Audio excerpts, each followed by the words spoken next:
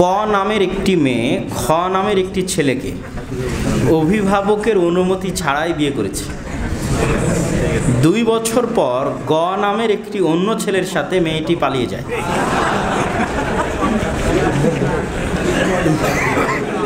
ইদ্যত ছাড়াই এমন দ্বিতীয় বিয়ে বৈধ করতে করণীয় কি? আমাদের সমাজে আমাদের নীতি নৈতিকতা এবং চারিত্রিক অবস্থার অধঃপতনের এটি একটি নমুনা। আল্লাহ সুবহানাহু ওয়া তাআলা আমাদের যুবক এবং যুবতীদের হেফাজত করুক, আল্লাহুম্মা আমিন।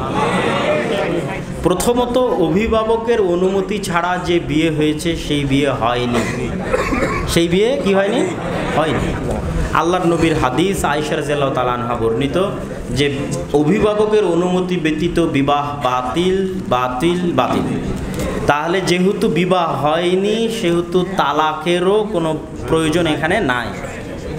এখন মেয়ে যেই তৃতীয় তথা গ নামের যে ছেলে দ্বিতীয় যে ছেলের সাথে পালিয়ে গেছে, এই বিবাহটা যদি সে ঠিক রাখতে চায় তাহলে আগের ছেলের সাথে সম্পর্ক ছিন্ন করার কিছু নাই, কেননা ওটা বিবাহ হয়নি, ওটা জেনা হয়েছে। ওই জেনা থেকে আল্লাহর দরবারে ক্ষমা চাইতে হবে। এখন এই ছেলের সাথেও যদি মেয়ে তার পিতার অনুমতি ছাড়াই এখন পর্যন্ত বসবাস কন্টিনিউ করে তাহলে এটিও জেনা। এটিকে হালাল বানাতে চাইলে একটু 1 মিনিট থাম, কথা শেষ করি। 1 মিনিট শেষ করি, কথাটা শেষ করি। জি আমরা বলে নিচ্ছি, সাইড দিয়ে যাবো ইনশাআল্লাহ।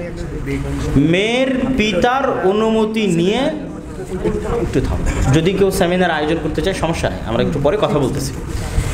মেয়ের পিতার অনুমতি নিয়ে নতুন করে বিবাহ পড়াতে হবে। 2 জন সাক্ষীর উপস্থিতিতে মেয়ের পিতার উপস্থিতিতে বিবাহ পড়াতে হবে। যদি মেয়ের পিতা রাজি না হয় এবং মেয়ের পিতা জীবিত থাকে তাহলে এটিও জেনার সম্পর্ক এবং সে জেনার সম্পর্ক কন্টিনিউ করতেছে। দ্রুত ফিরে বাপের বাড়িতে ফেরত চলে আসতে হবে এবং আল্লাহ সুবহানাহু ওয়া তাআলার নিকটে তওবা এবং ইস্তেগফার করতে হবে। আর বাপকে বোঝানোর চেষ্টা করতে হবে, যদি মেয়ে চায়, বাপ রাজি হলে বিবাহ বিশুদ্ধ হবে। নতুন করে এই দ্বিতীয় ছেলের সাথে বিবাহ দিতে হবে। আগের বিয়েও হয়নি, দ্বিতীয় বিয়েও হয়নি, যেহেতু আগের বিয়ে হয়নি সেহেতু তালাকেরও কোনো প্রশ্ন নাই। কয়েকজন আমাদের জামিয়া সালাফিয়ার ভর্তি এবং আমাদের নিবরাস ইন্টারন্যাশনাল স্কুল এই 2টা ভর্তি সম্পর্কে জানতে চেয়েছেন। বাবা বেঁচে থাকা অবস্থায় তার যদি অশ্লীলতায় মগ্ন থাকে সেক্ষেত্রে ছেলে কি দায়িত্বের কাতারে পড়বে? বাবা বেঁচে থাকা অবস্থায় তার মা যদি অশ্লীলতায় মগ্ন থাকে সেক্ষেত্রে ছেলে কি দায়ুসের কাতারে পড়বে? ছেলের সক্ষমতা অনুযায়ী দায়ুসের কাতারে পড়বে। সক্ষমতা না থাকলে পড়বে না। আর যদি সক্ষমতা থাকে বাবাকে কথা মানানোর, মাকে কথা শোনানোর, সেই অর্থনৈতিক অ্যাবিলিটি, সেই সামাজিক পদমর্যাদা যদি থাকে অবশ্যই তারপর দায়িত্ব বর্তাবে। আমাদের মহিলাদের নামাজ সম্পর্কে সংক্ষিপ্ত বিবরণ দিলে মনে হয়। মেয়েরা কি আজকে আছে? কোথায় আছে? আচ্ছা। আমাদের মহিলাদের নামাজ সম্পর্কে সংক্ষিপ্ত বিবরণ দিলে মুনাসিব হয়। মেয়েদের জুমার নামাজ জামাতের সহিত আদায় হবে কিনা? আমরা তো আজকে মেয়েদের সম্পর্কে কোনো আলোচনাই করিনি।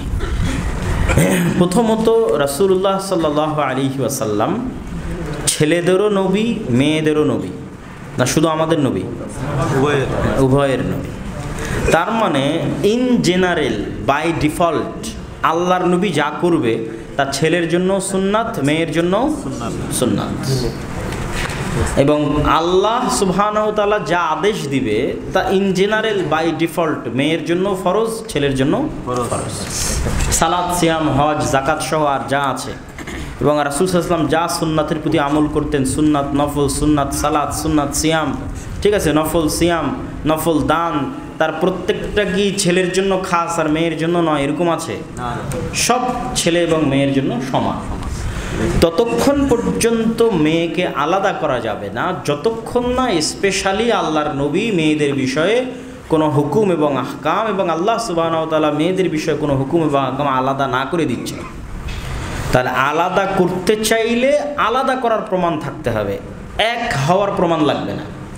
কেন এক হওয়াটা ইন জেনারেল বাই ডিফল্ট। প্রমাণ লাগবে কোনটার বলেন তো? আলাদা। জোরে বলেন, কোনটার প্রমাণ লাগবে? আলাদা। তাহলে আপনি যদি বলতে চান মেয়েদের সিজদা এরকম হতে হবে, এরকম নয়, তাহলে আলাদার প্রমাণ দিতে হবে। আর যদি আলাদার প্রমাণ না থাকে তাহলে বাই ডিফল্ট আল্লাহর নবী যেমন সিজদা করেছে তেমনই সিজদা করবে মেয়েরা। জি, মেয়েরা ঈদের সালাতে জামাতে যেতে বাধ্য, জুমার সালাতে যাওয়া উচিত, স্বাভাবিক 5 ওয়াক্ত সালাত একাকী বাড়িতে পড়াই উত্তম। জুমার সালাত যাওয়া উচিত কেন? জুমার সালাতে দিনের জ্ঞান পাওয়া যায়। এমনিতেই মেয়েদের দিনের জ্ঞান অর্জনের রাস্তা সংকুচিত, সংকীর্ণ। তো সপ্তাহে একদিন ইমাম সাহেবের আলোচনা শুনলে দিনের জ্ঞান অর্জনের রাস্তা তৈরি হয়। ফলত দিনের জ্ঞান অর্জনের জন্য সপ্তাহে একদিন জুমার এই সালাতে মসজিদে যাওয়া উচিত। আল্লাহর নবীর যুগে 5 ওয়াক্ত সালাতেও মেয়েরা মসজিদে যেত। আর ঈদের সালাতে যাওয়া জরুরি কেন? আল্লাহর নবীর আদেশ তাই। আল্লাহর নবী আদেশ দিতে দিতে দিতে দিতে এই পর্যন্ত বলেছেন, যার কাপড় নাই সে আরেকজনের কাপড় ধার করে ঈদের সালাতে যাবে, যে ঋতুবতী সেও ঈদের সালাতে যাবে, নামাজ না পড়ে আলাদা হয়ে বসে থাকবে। এত দূর পর্যন্ত আল্লাহর নবী গুরুত্ব দিয়েছেন।